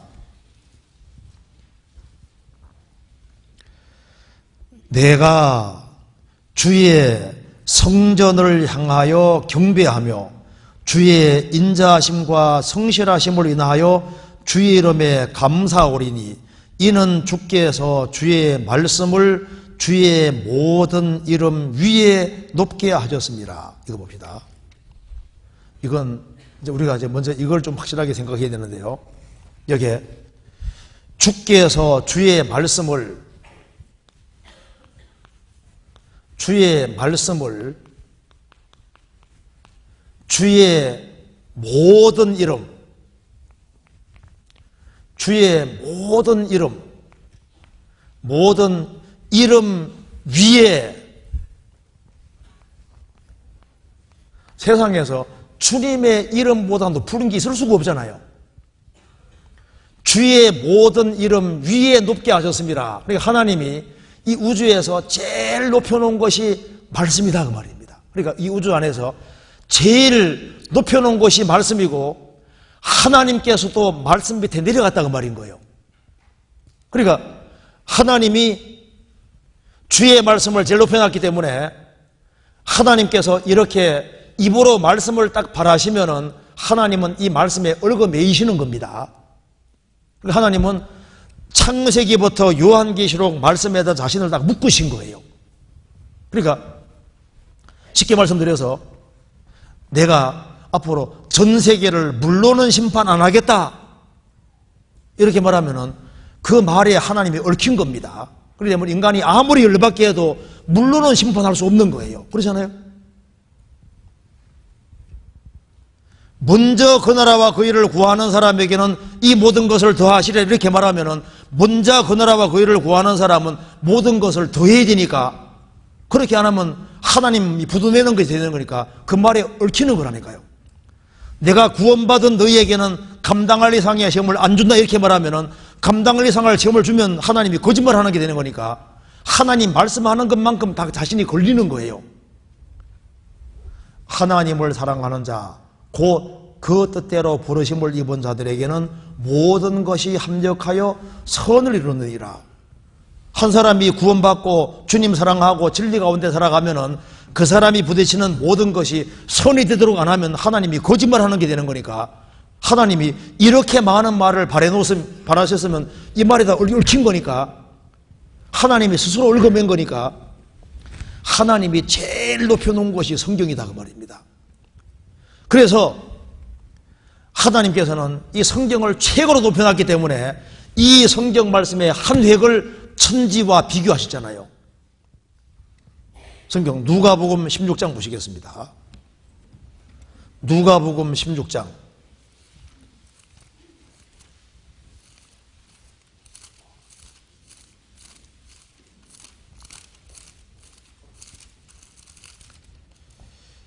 (16장 17절을) 같이 읽어보겠습니다.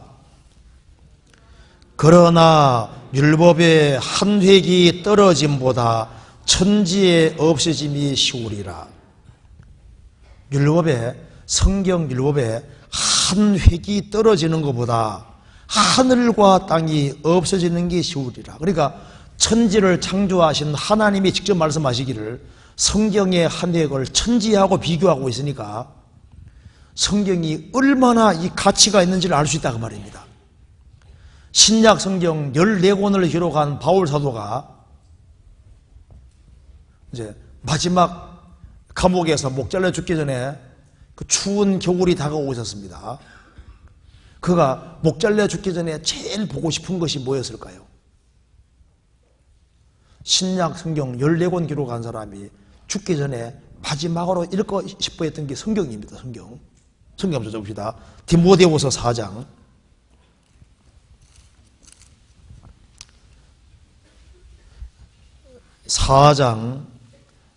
13절.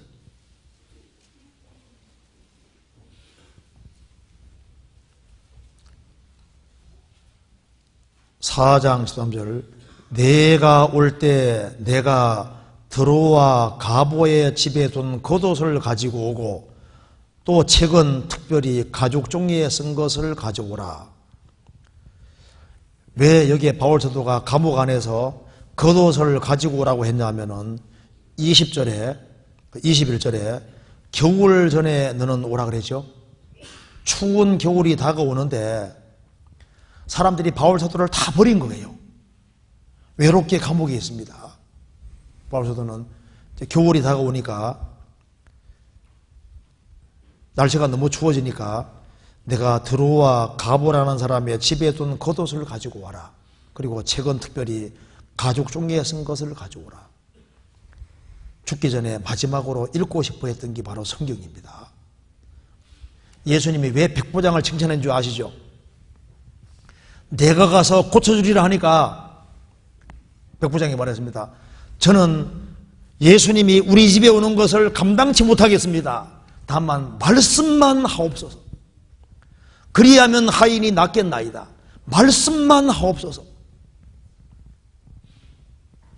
예수님께서 내 믿음이 크도다. 그러니까 주님 말씀을 아주 높이는 그 사람을 하나님이 아주 귀하게 보시는 거예요. 그래서 성경을 아주 귀중하게 여기고 성경을 애착을 가지고 성경을 사랑하는 마음을 가지고 대할 때 하나님이 그 사람을 정말 귀하게 여기시는 겁니다. 그래서 하나님 말씀을 버릴 때 하나님 그 사람 버렸다고 되잖아요. 사울이 여호와의 말씀을 버리니까 하나님이 사울을 버렸다고 되어 있습니다. 내가 인내의 말씀을 지켰은 적 또한 내가 너를 지켜. 말씀 지키는 사람을 주님 지켜주시는 거예요. 말씀을 사랑하는 것이 하나님 사랑하는 겁니다. 그런데 왜 말씀이 안 보이냐 하면은 영화 같은 거 많이 보면요 성경 글자가 안 들어옵니다. 글 보려면은 동영상 이런 거 많이 보면요 글이 안 들어옵니다.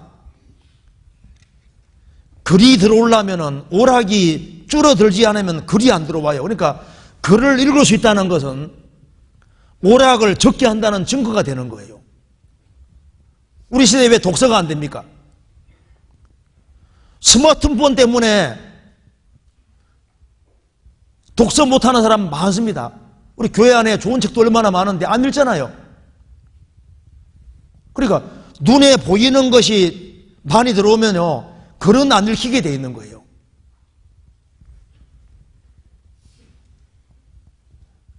이거 스마트폰 때문에 신앙이 흐트러지고 그리고 신앙이 굳세지 못하고 심차지 못한 사람도 많이 있을 겁니다.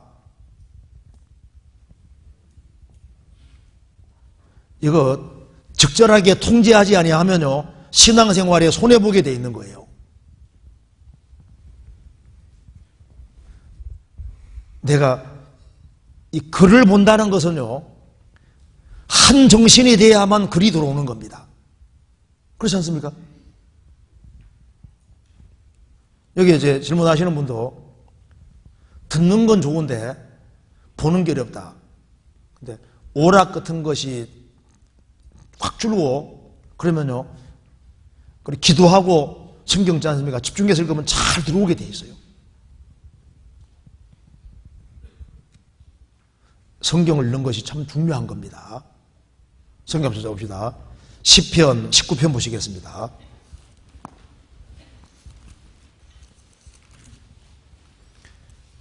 (7절)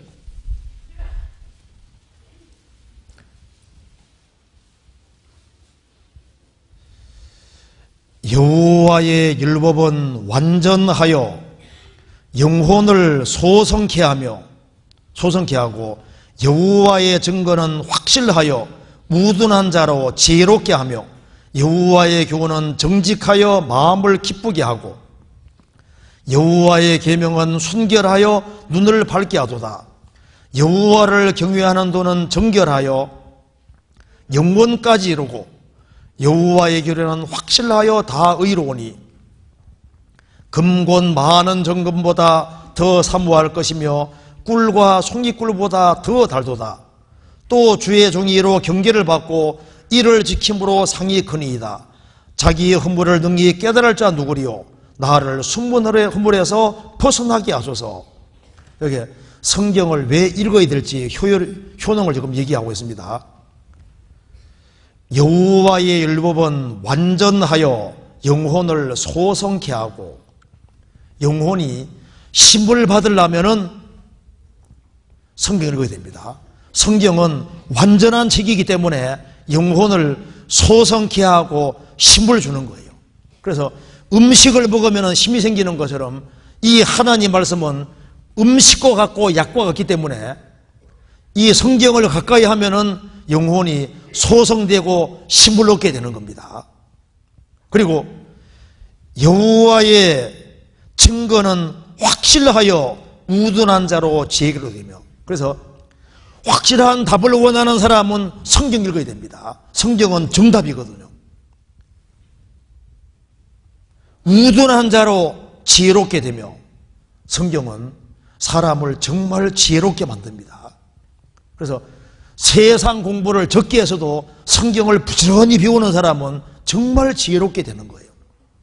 그리고 여호와의 교훈은 정직하여 마음을 기쁘게 하고, 마음에 기쁨이 있기를 원하는 사람은 성경 읽어야 됩니다.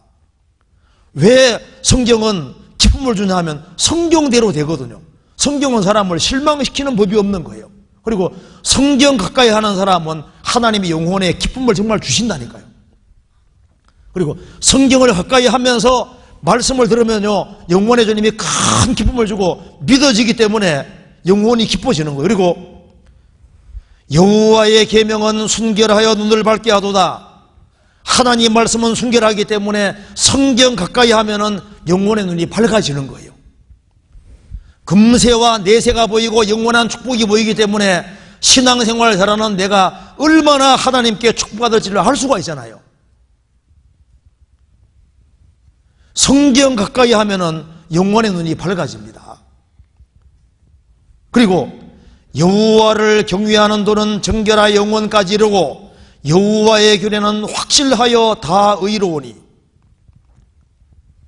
성경은 영원한 책이기 때문에 성경 배우면은 인간의 죄인됨, 타락, 구원, 어떻게 신앙이 성장하고 교회 안에 어떻게 행해야 될지 모든 걸 다 할 수 있는 거예요. 금곤 많은 정금보다 더 사모할 것이며 꿀과 송이꿀보다 더 달도다. 모든 것보다 사모해야 될 것이 성경이다, 그 말입니다. 그리고 또 주의 종이 이로 경계를 받고 이를 지킴으로 상이 크니이다. 이 하나님 말씀 가운데 살아가는 사람은 상이 있는 것이 아니라 상이 크다 그러잖아요. 그리고 자기 허물을 깨달을 자 누구리요? 성경을 배우면 자기 숨은 허물을 깨닫게 됩니다. 그걸 헤매지 않게 되는 거예요. 그래서 성경은 다독해가지고는 잘 모릅니다. 성경은 가능하면 정독을 해야 돼요. 정독을 꼼꼼하게 정독하는 것이 필요하거든요.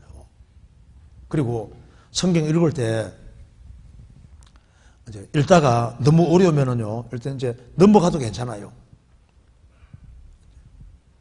그런데 일단은 무조건 읽어야 됩니다. 읽기 싫어도 읽고, 어려운 것이 많지만 일단은 꾸준히 읽는 것이 필요해요. 그리고 이제 읽는 가운데 이해가 안 되는 게 있으면 체크해 놓고 넘어가도 괜찮거든요. 그리고 이제 성경을 이제 읽는 가운데 평소에 읽으면서 이제 성경 읽을 때 하루씩은 날 잡아 읽는 것도 좋거든요. 날 잡아서 오늘은 한번 내가 한번 창세기를 한번 몽땅 한번 읽어봐야 되겠다. 마음 딱 굳히고 힘들더라도 창세기 1장부터 끝장까지 있지 않습니까? 한번 시간 딱 내가지고 소설은 막 그냥 막 끝까지 쫙 읽는데 성경 한 권을요 시간 내서 한번 쫙 읽으면요 얼마나 좋겠어요. 정신 안 차려지면 요한계시록 읽어봐요. 1장부터 끝장까지 쫙 읽으면요 가슴이 뭉클해지면서요 정신이 아주 버쩍버쩍 납니다. 그러니까 성경을 평상시에 읽으면서 특별히 자기가 좋아하는 성경이 있을 수 있어요. 좋아하는 성경을 자주 읽는 것도 좋습니다. 그러니까 자기가 특별히 좋아하는 성경이 있을 수 있는데요. 그 좋아하는 성경, 그래서 여기 서신서 같은 경우는 몇 장밖에 없으니까 한번 시간 딱 내가지고 뭐 빌립보서 율로서 한번 쫙 읽어버리고 골로새 한번 쫙 읽고 나는 항상 뭐 2장 읽으면 땡 이렇게 하지 말고 좀 시간 내서 한번 시간 내서 읽어보자고 한번 쫙 읽어봐요. 읽어보면요 하나님이 성경 읽는 걸 얼마나 좋아하시는데요. 성경에다가 시간을 내고 읽으면요 하나님이 그렇게 기뻐하십니다. 그래서 이걸 참 문제는 우리 시대에 성경을 안 읽어요. 정성을 안 기울입니다. 그리고 성경 말씀을 배우는데 아주 애착을 가져야 되는데 그렇지를 못한 것이 이게 현실인 거예요. 그래서 우리 좀 적극적으로 좀 읽읍시다.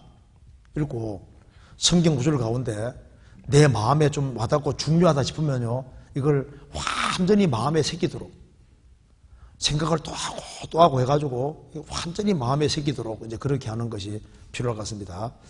그리고 시간이 많지 않으니까 여기 하나만 더 질문 받아봅시다. 여기에 이 질문이 좀 중요하다고 생각합니다. 신앙 생활을 하면서 봉사가 너무 힘든 때가 있습니다.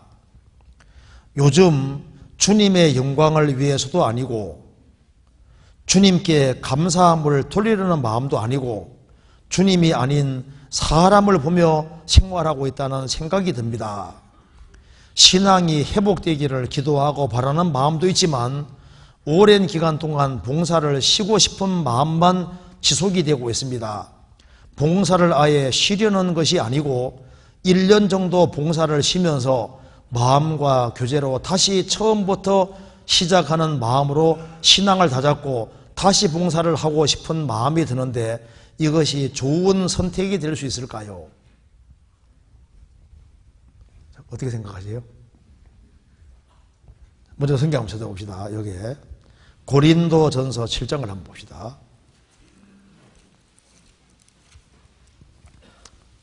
(7장)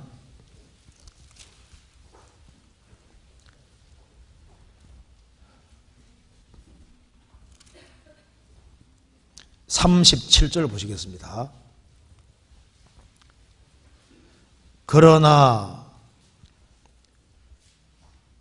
그 마음을 굳게 하고 또 부득이한 일도 없고 자기의 뜻대로 할 권리가 있어서 그 처녀딸을 머물러 두기로 마음에 작정하여도 잘하는 것이니라. 그러므로 처녀딸을 시집 보내는 자도 잘하거니와 시집 보내지 아니하는 자가 더 잘하는 것이니라. 이 무슨 말이냐면은 딸이 있는데 혼기가 훌쩍 지났습니다. 혼기가 훌쩍 지나서 딸은 아버지 나는 결혼 안 해도 이제 주님 오시는 그날까지 신앙생활을 지키면서 봉사하며 잘 살 수 있을 것 같습니다. 근데 아버지는 야 너 태어났으니까 그럼 결혼은 한번 해야지 하고 밀어붙여서 이제 혼기가 훨씬 지나서도 결혼을 시키는 것도 잘하는 것인데 혼기가 지났고 결혼 안 해도 신앙생활 멋지게 잘할 수 있으면은 시집 보내지 아니하는 자가 더 잘하는 것이리라. 여기 보면은 이제 잘하는 것도 있고 더 잘하는 것도 있지 않습니까? 우리 이제 신앙생활 속에서도 마찬가지입니다. 이상에는 잘하는 일도 있고 더 잘하는 일도 있게 마련입니다. 그럼 여기 이제 질문 내용 속에 신앙생활 하면서 봉사가 너무 힘든 때가 있다. 그리고 이제 요즘은 주님의 영광을 위해서도 아니고 주님께 감사를 돌리는 마음도 아니고 사람 보면서 신앙생활하고 있다는 생각이 든다. 이렇게 말했습니다. 신앙이 회복되기를 기도하고 바라는 마음도 있지만은 오랜 기간 동안 봉사를 좀 쉬고 싶은 마음만 지속이 되고 있다. 봉사를 아예 쉬려는 것도 아니고 딱 1년 동안만 쉬면서 마음 추스려서 다시 이렇게 하고 싶은데 이게 정말 좋은 선택이 되겠느냐 하는 질문입니다. 그런데 이제 이것이 좋은 선택일까? 1년은 쉬고 하겠다. 그런데 지금까지 신앙생활을 한 것으로 비춰봤을 때 1년 쉬면서 1년 지나서 하겠다 하면 1년 지나서 제대로 하는 사람이 없습니다. 왜냐하면 다른 사람이 그걸 차지하고 다른 사람이 또 봉사하려고 딱 준비하고 있기 때문에요. 내가 안 하면은 시간 지나면은 거의 무조건 손해더라고요. 그래서 우리가 어떤 기회가 주어질 때 뒤로 물러나는 것은 대체로는 무조건 손해가 맞습니다. 그래서 어떻게 생각하셔야 되냐면은 주님이 그만두시기를 원하느냐, 주님이 하시기를 원하느냐. 그리고 내가 주님 앞에 섰을 때 주님은 무엇을 원하셨을까? 내가 쉬는 것을 원하셨을까? 아니면은 마음을 더 각오를 다지고 아주 힘껏 하는 것을 원하셨을까? 그걸 주님 입장에서 생각을 해야 됩니다. 성경 시편 25편 보시겠습니다.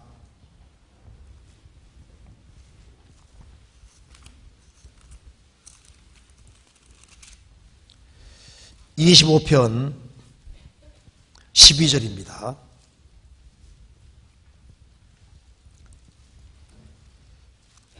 같이 읽어보겠습니다. 여호와를 경외하는 자 누구뇨? 그 택할 길을 저에게 가르치시리로다. 여호와를 경외하는 자 누구뇨? 여호와를 경외하는 사람은 하나님이 택할 길을 가르치십니다. 그리고 주의 일을 잡았으면은 주님이 그만두라 할 때까지는 붙잡고 있는 것이 잘하는 거예요. 성경입니다. 요한계시록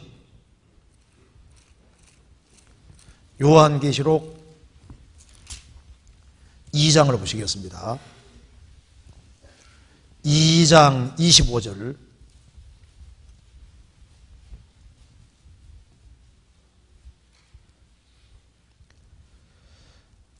다만 너희에게 있는 것을 내가 올 때까지 굳게 잡으라. 이기는 자와 끝까지 내 일을 지키는 그에게 만국을 다스리는 권세를 주리니. 이기는 자와 끝까지 내 일을 지키는 그에게. 이게 주님의 일이 확실하면요, 끝까지 내 일을 지키는 거예요. 내가 무슨 병이 들어서 어쩔 수 없이 일을 못할 수가 있잖아요. 무슨 암이 걸렸다든가 무슨 중병이 들어서 못할 수 있습니다. 그건 주님도 이해하신다. 그것이 아닌 한에는 끝까지 주의 일을 하려고 하는 것이 필요하고, 그리고 그 자리에서 주님께 매달리는 것이 필요한 거예요. 성경 보시면요, 엘리야가 열왕기의 38장에서 바알 선지자, 아세라 선지자, 바알 선지자 450명하고 싸웠잖아요. 그래서 하늘에서 막 불이 샥 내려오게 해서 450명을 불살라 죽였습니다. 그리고 아합 왕이 그걸 봤기 때문에 틀림없이 이제 이스라엘 백성들은 다 하나님 백성이 될 거라고 생각했는데 아무도 안 돌이키는 거예요. 오히려 아합 왕은 자기 아내 이세벨에게 가서 이세벨하고 짝짝해서 죽이려고 하고 아무리 봐도 돌이키는 사람이 없거든요. 엘리야는 기대가 너무 컸기 때문에 실망이 너무 커지게 된 거예요. 실망이 너무 커지다 보니까 이제는 나 할 만큼 했는데 도무지 돌이키는 마음이 안 보이니까 포기하는 마음이 딱 생기기 때문에 그가 도망가면서 그냥 로뎀나무 아래 누웠잖아요. 로뎀나무 아래 누워서 하나님 이제 넉넉합니다. 이제 나 데려가십시오. 나 할 거 다 했습니다. 축 늘어져 있는 거예요. 그래가지고 이제 저 호렙산에 굴에 가 있잖아요. 그게 엘리야야 어찌하여 여기 있느냐 이 질문하는 것은 엘리야가 잘해서 쏘는 게 아닙니다. 엘리야가 자기 할 만큼 최선 다해서 했는데 결과가 안 보여도 하나님께 맡기게 되거든요. 맡기게 되는데 자기 스스로 실망해서 뒤로 물러가 있는 거예요. 우리가 전도를 열심히 했는데 결과가 안 생길 수도 있지 않습니까? 내가 최선 다했으면 하나님께 맡기게 되는 거거든요. 그런데 엘리야가 인생에서 그 뒤로 물러간 것이 그것이 엘리야가 잘한 것 중에서 잘못한 것 중에 하나가 그건 거예요. 내가 그때도 물러가지 않고 거기에서 딱 버티고 섰으면요 훨씬 더 영광스럽게 될 뻔했습니다. 엘리야는 정말 훌륭한 사람이기 때문에 하나님이 산채로 데려가십지 않습니까? 그래도 그것은 잘한 것이라고 하기는 어렵습니다. 어째 여기 있느냐 이게 잘한 것을 쏘는 게 아닙니다.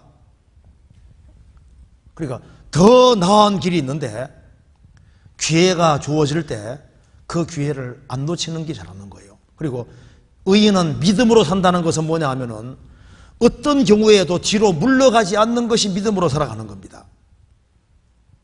성경 한번 봅시다. 히브리서 10장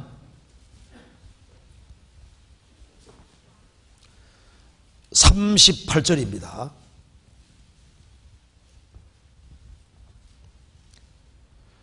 오직 나의 의인은 믿음으로 말미암아 살리라. 또한 뒤로 물러가면 내 마음이 저를 기뻐하지 아니하리라 하시느니라. 뒤로 물러가면 하나님 마음이 그 사람을 기뻐하지 않을 것이다. 하나님은 힘이 든다 할지라도 그래도 그 자리에서 버티면서 하나님께 매달리면서 이겨나가시는 걸 원하시는 거예요. 그래서 어떤 경우에도 마음이 흐트러지는 건 안 되는 겁니다. 고린도전서 7장 봅시다.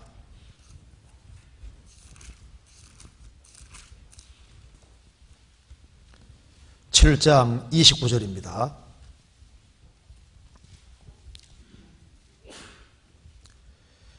형제들아 내가 이 말을 하노니 때가 단축하여진 고로 이후부터 안에 있는 자들은 없는 자같이 하며 우는 자들은 울지 않는 자같이 하며 기쁜 자들은 기쁘지 않는 자같이 하며 매매하는 자들은 없는 같이 하며 세상 물건을 쓰는 자들은 다 쓰지 못하는 자같이 하라. 이 세상의 형적은 지나감이니라. 형제들아 내가 이 말을 하는데 때가 단축해졌다. 예수님 재림편에서 가까워졌다는 겁니다. 그러니까 이제부터는 이후로는 안에 있는 자들은 없는 자같이 하며 아내가 있든 없든 그것 때문에 마음이 흐트러지지 마라 그 말입니다. 아내가 내게 잘해주면 좋지만은 못해줘도 할 수 없는 거예요. 우는 자들은 울지 않는 자같이 하며 슬픈 일이 있어도 너무 슬퍼하지도 말고 기쁜 자들은 기쁘지 않는 자같이 하며 세상적으로 기쁜 일이 많이 생겨도 너무 기뻐하지도 말고 매매하는 자들은 없는 자같이 하며 매매하면서 막 돈이 많이 들어와도 그것 때문에 마음 치우치지 말아라. 세상 물건을 쓰는 자들은 다 쓰지 못하는 자같이 하라. 이 세상의 형적은 지나가느니라. 이 세상 형적은 다 지나가는 거예요. 그래서 선행할 수 있는 기회가 주어질 때 그 기회를 놓치는 것이 그게 지혜가 아닌 겁니다. 우리가 주님을 위해서 봉사할 수 있는 시간과 기회가 주어지는 것이 항상 주어지는 게 아닙니다. 기회가 주어질 때 그 기회를 놓치고 뒤로 물러가면서 아이고 뭐 다른 사람 할 사람들 많은데 뭐 나는 봉사할 만큼 했으니까 이제 다른 사람에게 물려줘야지. 그 마음이 꼭 좋은 마음 같은데 꼭 좋은 마음 아닙니다. 그것도 인간적인 마음일 수 있거든요. 주님이 그렇게 하기 원하시냐 그 말입니다. 그거 생각해야 되는 거예요. 주께서 쓰시겠다 하라. 주께서 쓰시겠다 하면 쓰임 받아야 되는 것이 맞잖아요. 우리가 어떤 일을 하는 데 있어서 우리가 봉사할 수 있는 이 기회가 주어진다는 건 이건 놀라운 거예요. 봉사를 아무나 할 수 있는 게 아닙니다. 그리고 봉사하는데 너무 힘든 때가 있습니다. 너무 힘들어서 뭐 그렇게 힘이 들어요. 뭐 죽으라는 것도 아니고 뭐 욕만 시컷 얻어 먹는 것일 텐데 욕 좀 얻어 먹지 뭐. 너무 힘든 것이 있다. 힘들면 얼마나 좋은 거. 힘들면요 주님께 상을 많이 받을 텐데 봉사하면서 오해 같은 거 듣고 들어야지 그런 거. 더 듣고자 하는 그런 마음이 필요한 거예요. 아주 각오를 분명히 할 필요가 있습니다. 그리고 봉사를 좀 내려놓고 지금 쉬어야 되겠다. 근데 그게 육신일 경우가 많습니다. 1년 쉬면서 이제 신앙 추스리고 하겠다. 진짜 그럴까? 이제 아예 쉬는 김에 누워가라고. 이제 마귀가 근데 이제 더 쉬어야 하는데 그게 대체로 그게 안 좋은 거 이제 나중에 보세요. 야, 그때 내가 문제는 마음에 비장한 각오를 하지 않는 것이 더 큰 문제였구나. 그때 내가 봉사할 수 있는 기회가 주어질 때 적극적으로 봉사하는 것이 그게 잘하는 것인데 그거 정말 생각해요. 주님 앞에 섰을 때요 얼마나 영광스럽게 되겠어요. 냉수 한 그릇 떠준 것도 상을 안 잃는다고 했는데 교회 안에서 봉사할 수 있는 것은 이건 기회 중에 기회인 거예요. 그 기회가 계속 오는 것이 아닙니다. 우리 이제 지금은 어머니 회장 아주 이제 연세가 많이 드셔서 어머니 회장 그만두신 분 중에 한 분이요 얘기를 하는데 본인이 참 3년 동안 어머니 회장을 할 수 있는 기회가 인생에서 주어진 것에 대해서 너무너무 감사하면서 지금은 나이가 많이 들어서 봉사를 못 하잖아요. 그런데 그 젊을 때 힘이 있을 때 그때 3년 동안 어머니 회장 하면서 봉사할 수 있는 기회 주신 그 하나님께 너무너무 감사한 거예요. 왜? 그런 기회가 다시 오는 것이 아니더라 그 말입니다. 젊은 자의 영화는 힘이라 그랬는데 이 힘이 있을 때 주님 위해서 멋지게 살 수 있는 기회가 주어졌는데 그 기회를 살리고 그리고 마음을 다잡고 마음을 더 바르게 하고 주님 도움을 구하면 주님이 힘도 주시고 봉사를 즐겁게 할 수 있게 만들어 줄 수 있습니다. 그래서 내가 큰 병이 걸려서 내가 거동 못하는 한해는 내가 절제해서 주님께 좀 크게 쓰임 귀하게 쓰임받을 그런 마음 가지고 그냥 하는 것이 더 나은 선택일 겁니다.